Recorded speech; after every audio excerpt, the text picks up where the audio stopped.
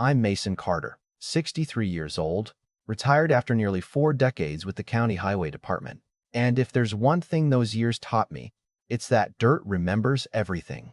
Property lines, old fence posts, buried culverts, forgotten easements. They all leave traces if you know where to look. My wife used to joke that I could smell a bad survey before I ever unfolded the map. Maybe she wasn't entirely wrong. I live alone now on 17 quiet acres outside the little town of Millbrook, Tennessee, in the same white farmhouse my grandfather bought after the war. The porch leans just enough to squeak when somebody walks across it. The barn has seen better days, and every morning smells like fresh-cut hay and damp clay after the sprinklers finish their work. I never needed much more than that.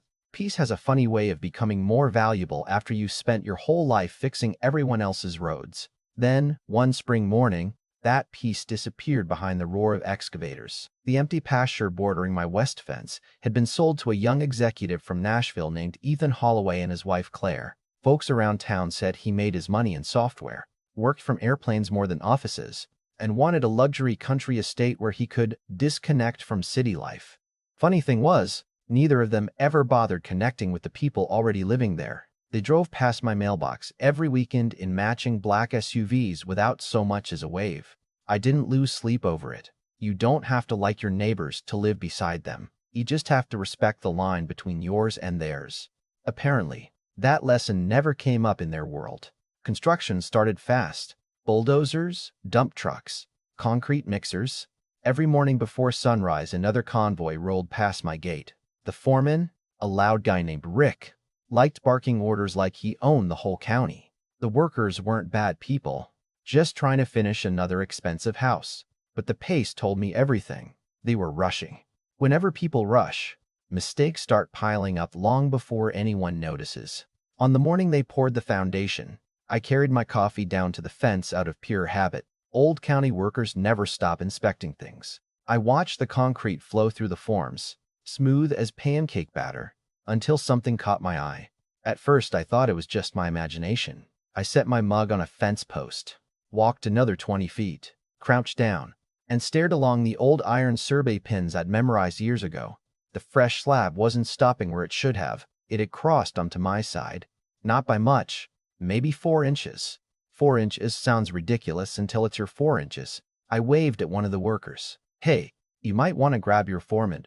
Rick wandered over wearing mirrored sunglasses and the kind of smile that says he's already decided you're wasting his time. I pointed at the wet concrete. "Your forms crossed the property line." He glanced down for maybe 2 seconds before shrugging. "Sir, that's nothing. We're talking a few inches." "Exactly," I answered. "A few inches on land that isn't yours." He chuckled, looked back toward the crew, then said loud enough for everyone nearby to hear, "You really gonna start a fight over 4 inches? A couple workers laughed awkwardly. I didn't. I simply picked up my coffee and said, "No, I'm just giving you a chance to fix it before it becomes expensive." He smirked. "Our survey's fine." "Hope so." That was the entire conversation. I never raised my voice, never threatened anybody. I'd learned years ago that calm people make dangerous opponents because they usually have time to think. That afternoon, I called an old friend named Walter Briggs, one of the best licensed surveyors in 3 counties. We'd worked together on bridge projects 20 years earlier, and I trusted him more than any piece of paper a developer carried around.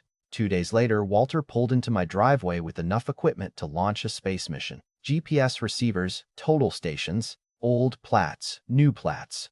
By lunchtime, he wasn't smiling anymore. He motioned me over without saying a word. "Mason," he finally said, scratching his chin, "you weren't looking at the biggest problem." I looked across at the construction site. What did they miss? He turned his tablet toward me. The bright blue lines on the screen made my stomach tighten. The foundation crossing 4 inches onto my property wasn't even worth talking about anymore.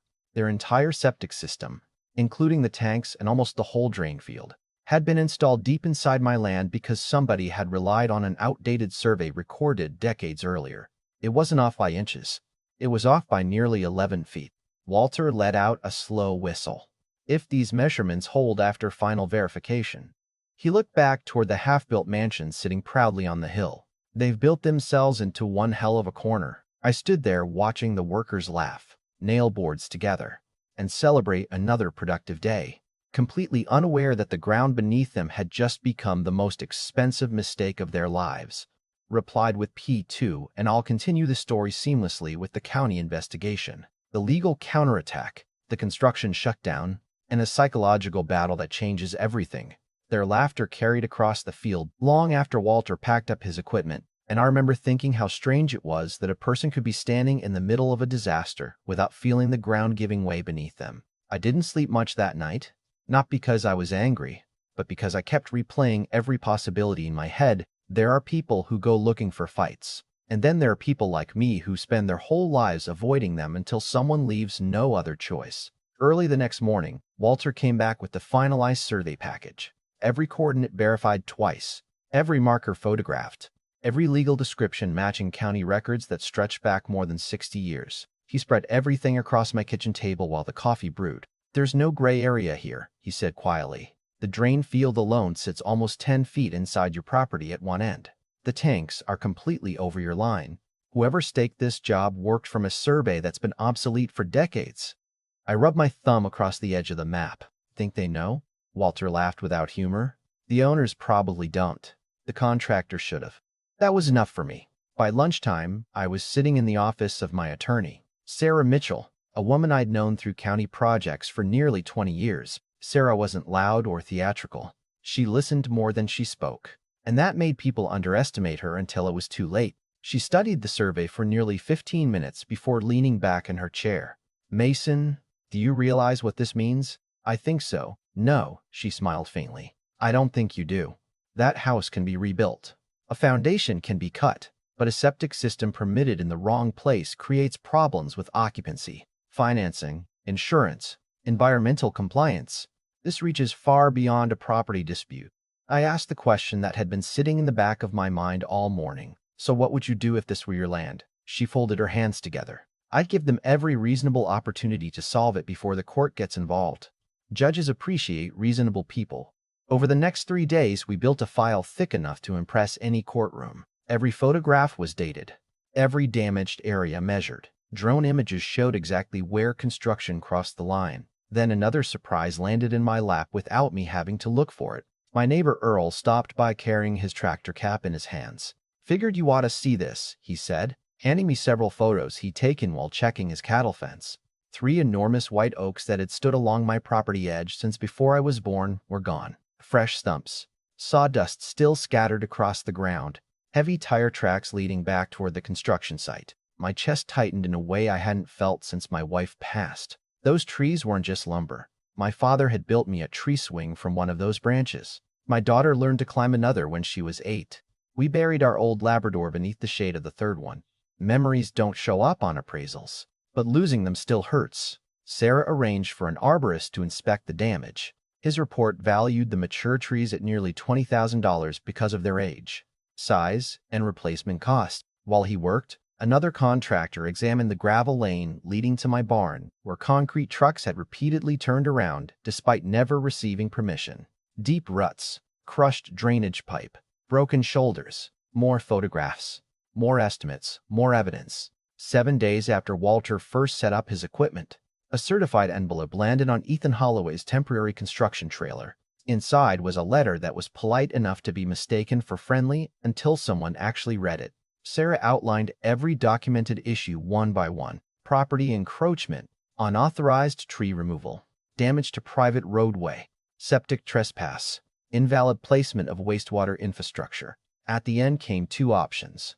Option 1 required complete removal and relocation of every component located on my property within 8 weeks at their expense, with no guarantee the county would immediately reapprove occupancy. Option 2 offered a perpetual easement allowing the septic system to remain exactly where it was in exchange for $150,000, reimbursement for every documented loss, annual inspection rights, environmental compliance clauses, and legal fees. I wasn't trying to punish them.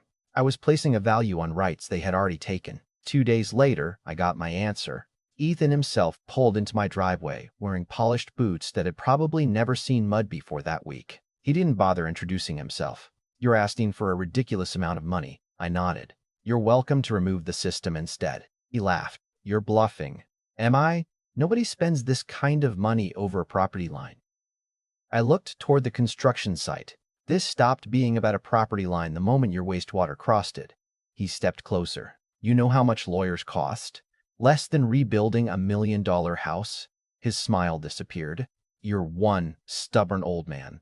Comes with retirement. He climbed back into his SUV, spinning gravel all the way down my drive. I figured that would be the end of our conversation for a while. I was wrong. 3 mornings later, 2 county inspectors arrived unannounced. One of them, Linda Chavez, had worked with me years earlier on flood control projects. She didn't greet me like an old friend. She greeted me like a professional doing her job. We walked the line together while Walter's survey rested under her arm. Every flag, every marker, every measurement matched exactly. Then they crossed into the construction site. I stayed behind my fence and watched from nearly 200 yards away as conversations became arguments. Rick, the foreman, pointed wildly toward his paperwork. Linda kept shaking her head. Another inspector measured the septic installation twice before taking photographs. Someone called Ethan. Half an hour later, he arrived in a cloud of dust, waving permit folders in the air. None of it mattered. Permits are only as good as the information they're based on. By late afternoon, a bright red notice had been stapled beside the temporary power pole. Construction suspended pending correction of permit violations. No further inspections. No approval for occupancy. The crew packed their tools in complete silence. Nobody laughed anymore. Within 48 hours, rumors were floating through town faster than summer pollen. The bank financing the build had frozen additional draws until the permit issues were resolved. Subcontractors wanted payment before returning. The pool company refused to continue installation. The landscaping crew canceled delivery of 30 mature maple trees because there was nowhere legal to plant them until the septic issue disappeared. Every delay multiplied another delay. Every delay multiplied more money. One evening, I found Rick waiting beside my mailbox. His confidence had vanished. Look, he said quietly, I didn't know about the survey. I believe you. The developer's blaming us. That's between you and him. He stared across the field toward the unfinished mansion wrapped in weatherproof sheeting that flapped loudly every time the wind picked up. They're saying you could make all this go away. I looked at him for a long moment before answering. No, they could have made it go away the day I pointed at 4 inches of wet concrete and asked them to stop. He lowered his eyes because he knew exactly what I meant. Pride has a strange price tag. Sometimes it costs a careless remark. Sometimes it costs a friendship.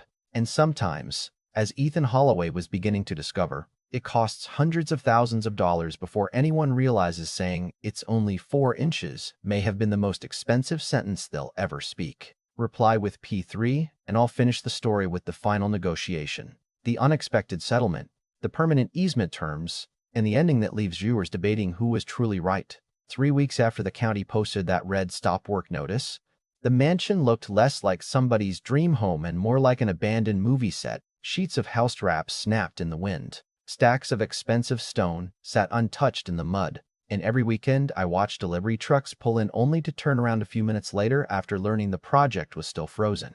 Funny thing about construction. When it stops, everybody starts losing money at the same time. The bank wasn't happy. The builder wasn't happy. The subcontractors definitely weren't happy. And judging by the way Ethan's expensive black SUV had stopped showing up every morning, he wasn't sleeping much either. Mine was the only porch with the lights on every evening, and I spent most nights exactly the same way I always had, sitting in my old wooden rocker, listening to crickets while my dog Rusty rested beside my boots. I never celebrated what was happening across the fence. I just waited. Eventually, people who run out of options stop arguing and start listening. That moment arrived on a quiet Thursday afternoon. I heard tires crunch across my gravel drive, looked up, and saw Ethan's SUV rolling toward the porch at walking speed. This time, Claire was with him. She climbed out first. Gone were the designer sunglasses and the polished confidence I'd seen the first day they arrived. She looked exhausted, the kind of tired that comes from weeks of stress instead of one bad night's sleep. Ethan walked behind her with his hands buried in his pockets, eyes fixed on the ground instead of mine. Nobody spoke for several seconds. Finally, Claire broke the silence. "Mr. Carter, may we sit down?" I nodded toward the 2 empty rocking chairs. Nobody touched the lemonade sitting on the little table between us. Ethan cleared his throat. "I owe you an apology." I waited. "When you warned us about the foundation," he continued quietly, "I thought you were just another neighbor trying to make construction difficult. I know. I should have listened. Probably. He gave a tired smile that disappeared almost immediately. The bank suspended funding. The contractor's insurance company is investigating. Our attorney says fighting this could take years. And even if we won part of it, we'd still have to relocate the septic system. Claire finally spoke again. We're not here to argue anymore. I looked at both of them for a long moment before answering. Then why are you here? Ethan reached into a leather folder and slid a single sheet of paper across the table.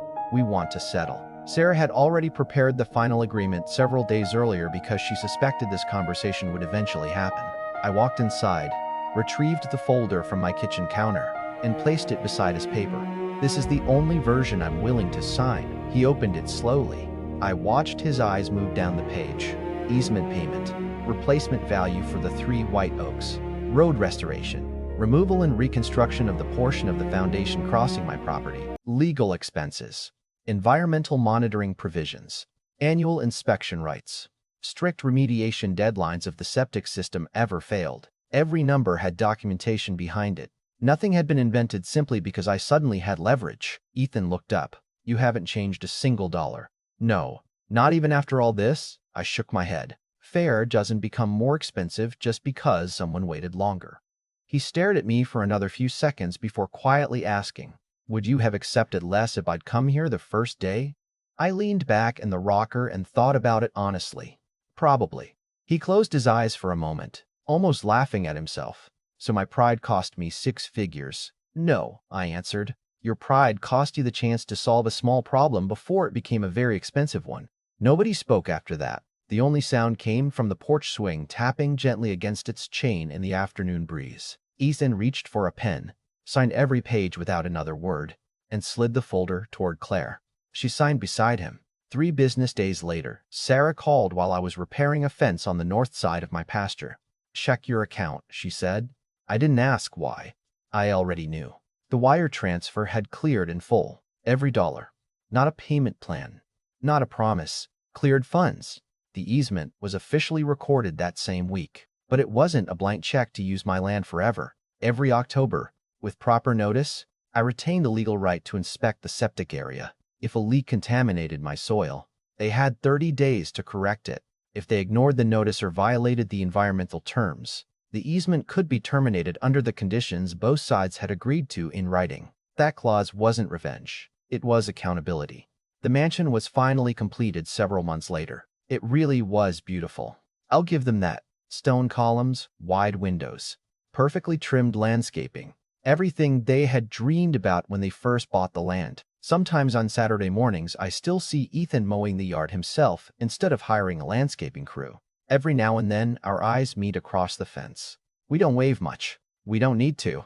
There's no anger left, only a quiet understanding built on a lesson neither of us will ever forget.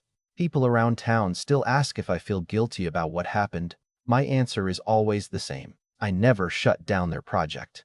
I never poured concrete onto someone else's property. I never cut down another man's trees without permission. All I did was refuse to surrender rights that belonged to my family long before either of us ever met. Maybe some people think I should have been more forgiving. Maybe others think I should have demanded even more once I had the upper hand. That's the thing about stories like this. Everyone believes they know what they would have done until they're the one standing on that property line, looking at wet concrete crossing into land that's been in their family for generations. So now I want to ask you the question that still sparks arguments every time this story comes up. If you had been in my boots, would you have accepted a simple apology and let it go? Or would you have defended every inch of your property exactly the way I did? Let me know down in the comments because I'm genuinely curious where you draw the line.